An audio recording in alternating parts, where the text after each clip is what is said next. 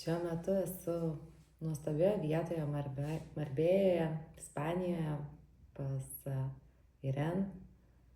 Ir turėjom nuostabų savaitgalį, nuostabų retrytą, kuriame patyrėm tiek daug nuostabių dalykų.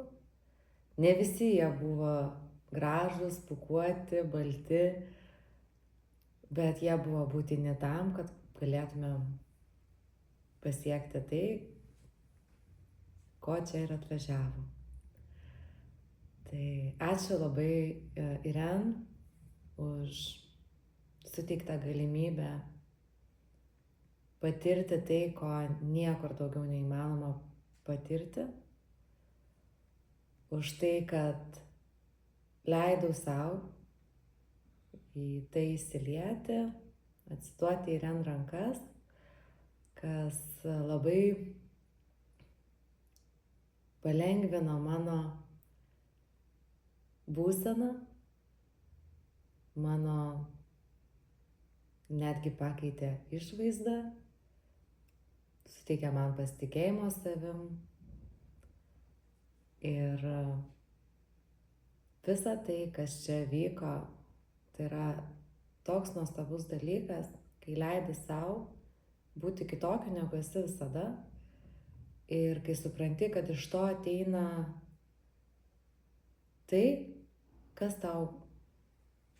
tave laikė kaip inkaras ankstesniuose tavo sprendimuose, tavo veiksmuose, būsenoje. Ir kaip gera, kai tą inkarą ištrauki ir toliau gali plaukti ir mėgautis tuo vėju, saulė, šilumą, pajusti gyvenimo džiaugsmą iš naujo ir džiaugtis savimi, džiaugtis aplink esančių pasaulių ir tuo, ką matai aplink ir kokios yra galimybės. Ir mintys šviesesnės, ir debesis ištrinami, ir saulė pasirodo. Tai vyksta labai labai nuostabus dalykai čia pas Iren. Ir Iren yra nuostabi moteris, nuostabi mokytoja. Ir mes šalia jos jaučiamės tikrai tokios, kokios galim būti ir dar geresnės. Ačiū labai Iren už visą šitą potyrį, šitą savaitgalį. Ir išsivežam namo tai, kas norim, kad tęstųsi. Ačiū.